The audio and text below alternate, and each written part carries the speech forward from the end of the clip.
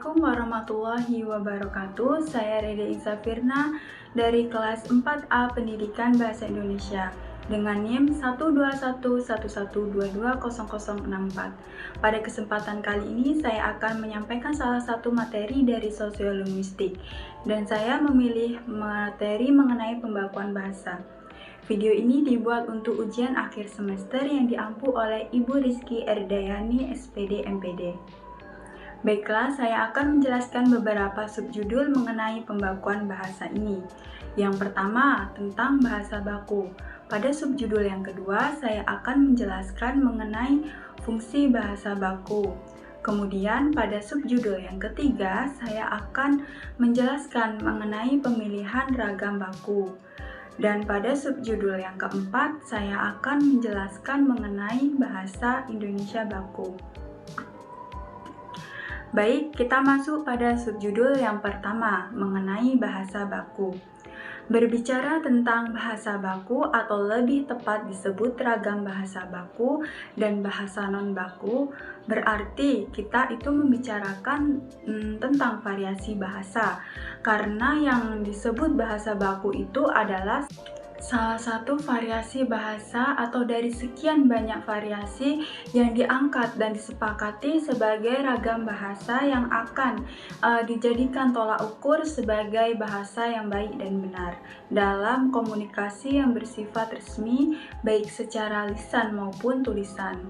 Keputusan untuk memilih dan mengangkat salah satu ragam bahasa, baik ragam regional maupun sosial, merupakan keputusan yang bersifat politis, sosial, dan linguistis.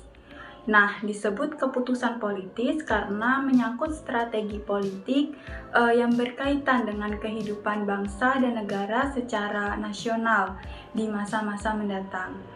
Disebut keputusan sosial karena ragam yang dipilih itu pada mulanya hanyalah digunakan oleh satu kelompok anggota masyarakat tutur yang kelak akan menjadi alat komunikasi dalam status sosial yang lebih tinggi, yaitu dalam situasi komunikasi yang bersifat resmi kenegaraan. Padahal ragam-ragam lain atau yang tidak diangkat menjadi ragam baku tetap digunakan dalam kelompok-kelompok sosial yang tidak bersifat resmi kenegaraan. Disebut keputusan linguistis karena ragam yang dipilih menjadi ragam bahasa baku itu harus mempunyai dan memenuhi persyaratan-persyaratan linguistik tertentu.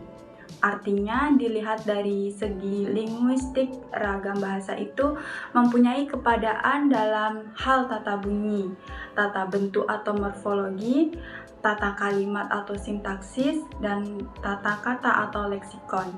Jika ragam yang dipilih itu tidak mempunyai kepadaan dalam hal-hal tersebut, tentu ragam itu kelak sukar digunakan untuk komunikasi resmi itu. Nah, lalu kini pertanyaan kita itu adalah apakah sebenarnya bahasa baku itu?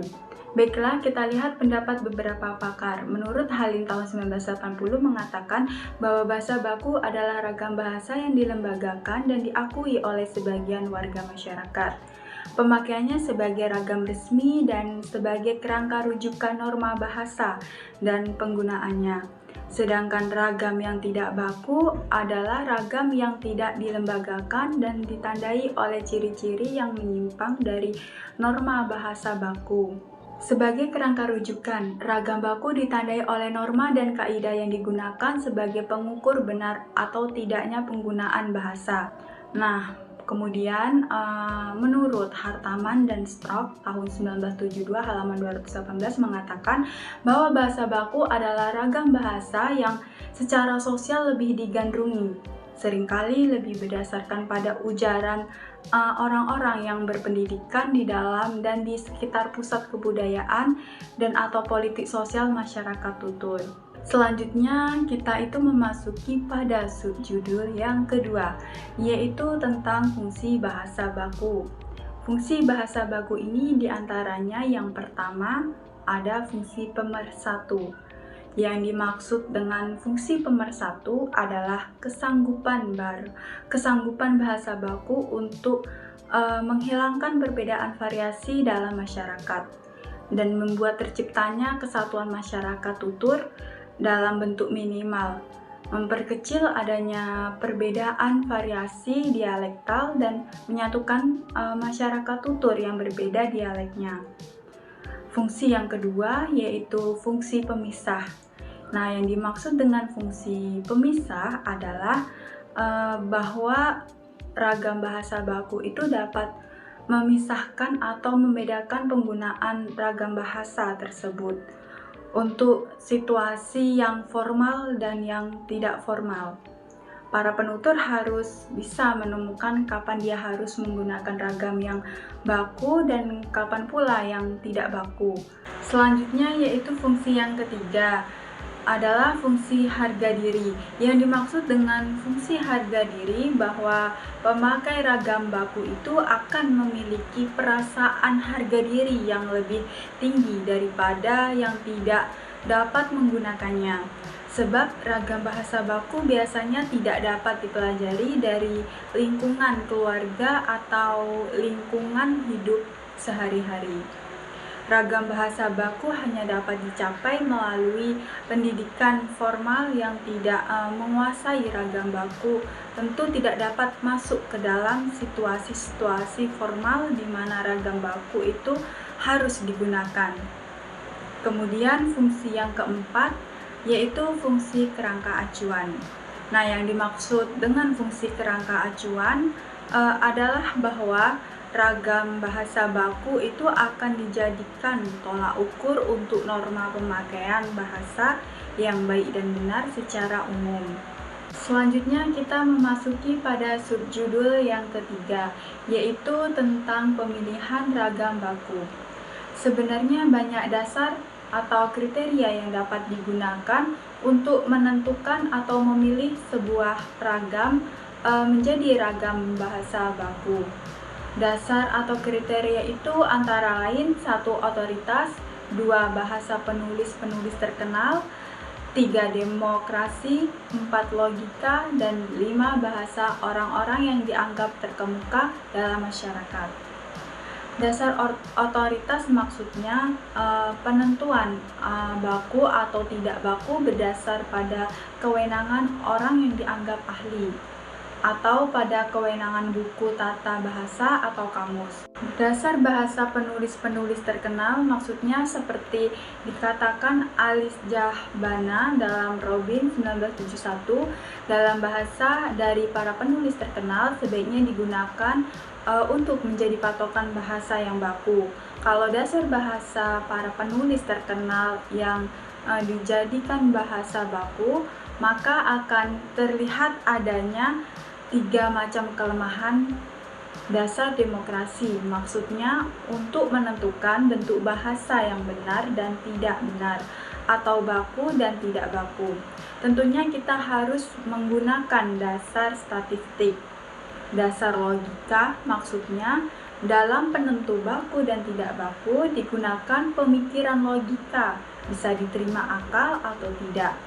Dasar kelima, dasar ini barangkali untuk bahasa-bahasa lain dapat digunakan, tetapi bahasa Indonesia rasanya agak sukar, sebab kebanyakan mereka yang menjadi pemuka masyarakat itu belum menunjukkan dapat menggunakan bahasa Indonesia dengan baik. Kemudian kita memasuki subjudul yang keempat, yaitu bahasa Indonesia baku. Secara resmi, fonem-fonem bahasa Indonesia telah ditentukan keberadaannya, tetapi mengenai lafalnya atau ucapannya belum pernah dilakukan pembakuan. Namun ada semacam konsensus yang rumusannya berbentuk negatif, bahwa yang disebut lafal bahasa Indonesia yang benar adalah lafal yang tidak lagi menampakkan ciri-ciri bahasa daerah. Nah, berikut contoh baku dan tidak baku. Assalamualaikum, Sari. Waalaikumsalam. Silakan masuk. Terima kasih. Duduk. Kamu akhir-akhir ini sibuk ya, Reni? Kok jarang terlihat? Iya, Sari. Saya sibuk ngurus skripsi akhir-akhir ini. Jadi saya lebih banyak menghabiskan waktu di rumah. Bagaimana skripsi kamu? Udah diterima oleh dosen? Alhamdulillah, semuanya sudah lancar. Oh ya Sari, saya dapat kemarin memberitahukan kamu untuk datang ke acara wisuda saya tanggal 23 bulan 7 2021 ini. Wah, selamat ya Rere, saya senang mendengarnya. Insya Allah, nanti saya akan datang. Terima kasih Sari, saya tunggu kehadiran kamu di gedung wisuda. Saya pamit pulang dulu ya. Oh, terburu-buru nggak minum dulu? Enggak, terima kasih Sari, masih banyak urusan bentar ya. Ya udah, kalau begitu hati-hati ya. Ya, Assalamualaikum. Waalaikumsalam. Assalamualaikum Sari. Waalaikumsalam. Jumpa. Silakan duduk. Makasih. Setiap hari cerita kamu. Semenjak pandemi nih, aku orang omsetku. Aku tuh bingung bayar cicilan kayak Ya sama, aku pun juga jadi berkurang bonus yang kita dapatkan. Padahal ada jualan kan sedikit kan bulan. itu lah kan, kapan lah baru kurang di pandemi. Ya semoga secepatnya lah Re, biar bisa lagi aku dapat bonusan. Amin. Tadi aku kesini mau beli laptop kamu. Bisa pakai aja lah, bentar ya aku ambil.